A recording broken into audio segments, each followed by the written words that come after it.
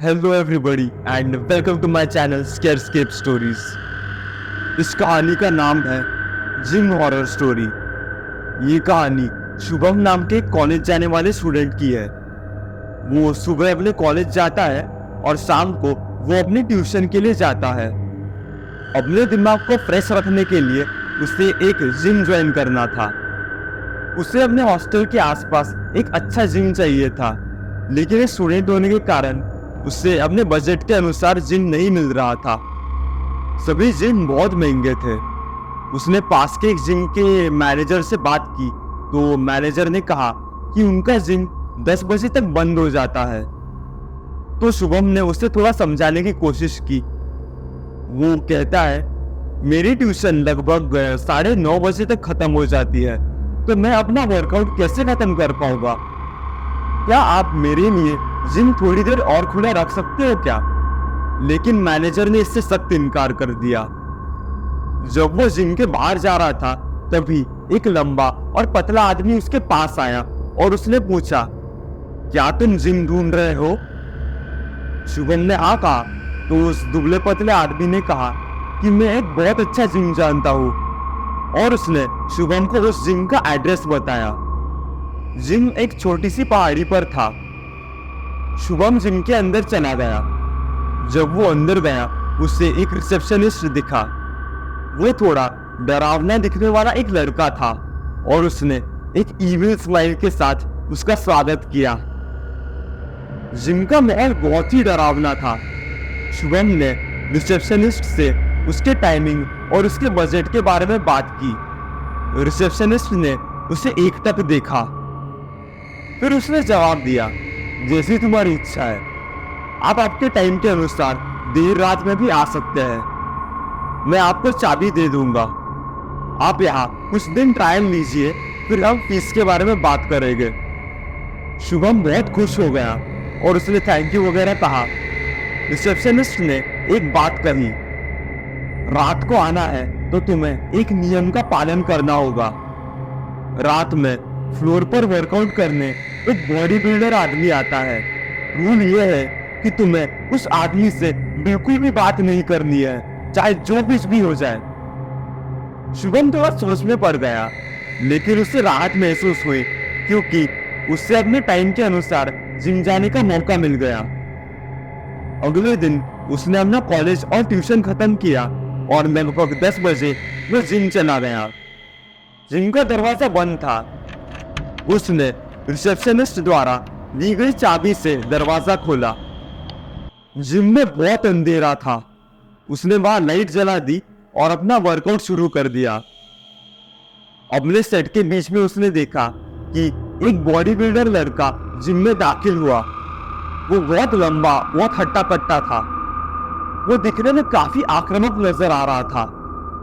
शुभम को नियम पता था कि चाहे जो कुछ भी हो जाए, मुझे उस आदमी से बिल्कुल भी बात नहीं करनी है।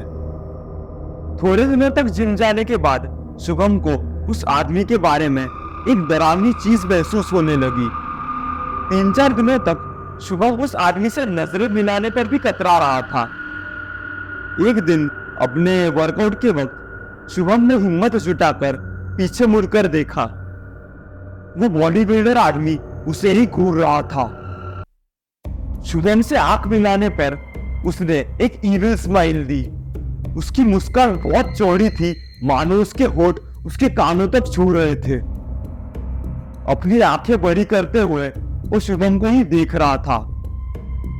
शुभम को ये जिम ज्वाइन करने का पछतावा होने लगा। मंडे के दिन अपना कॉलेज और ट्यूशन खत्म हो जाने के बाद शुभम पूरी तरह से थक गया था। वो इन सभी घटनाओं को भूल गया और वो जिम चले जाता है। वो मंडे के दिन चेस्ट वर्कआउट ले रहा था।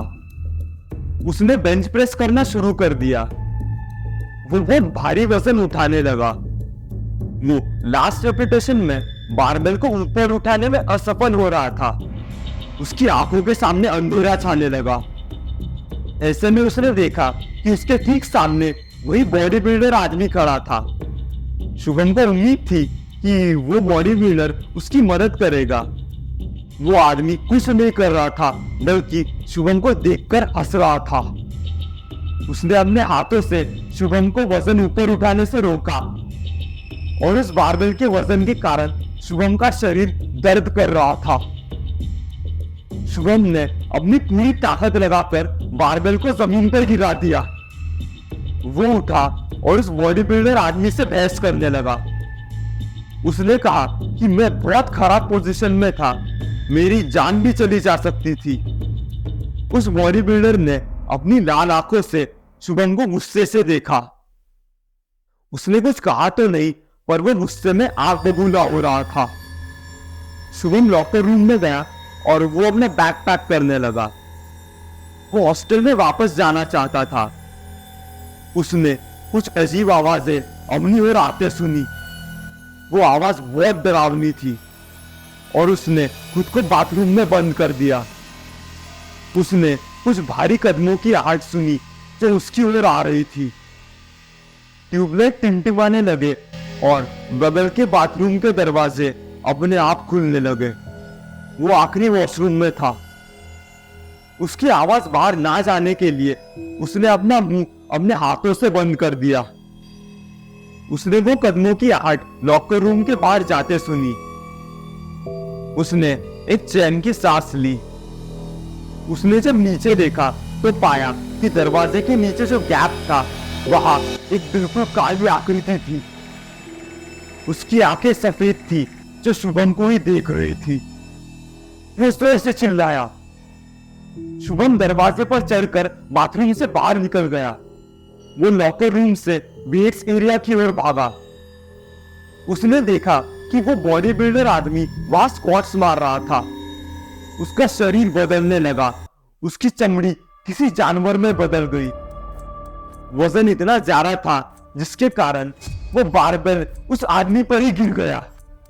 उसका शरीर चूर चूर हो गया। उस आदमी की त्वचा पत्थरों से बनी हुई नजर आ रही थी। वो अपने टूटे हुए शरीर के साथ तेजी से रेंगते हुए शुभम की ओर बढ़ने लगा। इससे पहले कि उस बॉडी बिल्डर की आत्मा उस पर झपट पाती, शुभम ने अपनी आंखें बंद कर ली। जब उसने आंखें खोली तो पाया कि वो आत्मा वहां से गायब हो चुकी थी। लाइट बल्ब्स फिर से टिमटिमाने लगे और सभी टीवी चालू हो गए।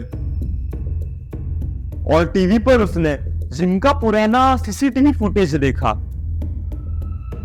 वो बॉडी बिल्डर आदमी ट्रेनर से बहस कर रहा था और फिर वो आदमी ट्रेनर्स को बेरहमी से पीट रहा था।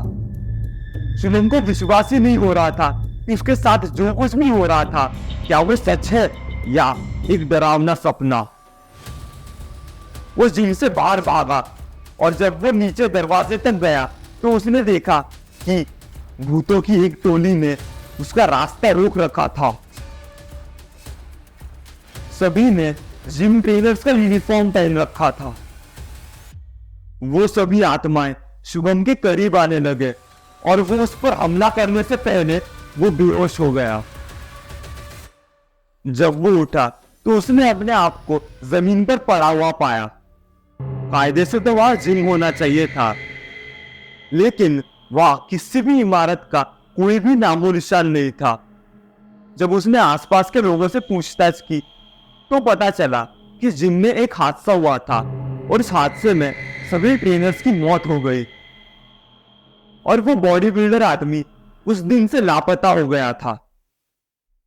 उम्मीद है आप लोगों को भी ये कहानी पसंद आई। कहानी पसंद आई तो hit the like button, comment करिए और सब्सक्राइब कीजिए for even more haunted videos. अगर आपके पास भी कोई ऐसी कहानी हो वो आप मुझसे शेयर कर सकते हैं मेरे चैनल की ऑफिशियल ईमेल आईडी पे, विच इज scarescape.stories907@gmail.com, या फिर मेरे चैनल के ऑफिशियल इंस्टाग्राम आईडी पे, which is scarescape stories_YouTube। Thanks for watching.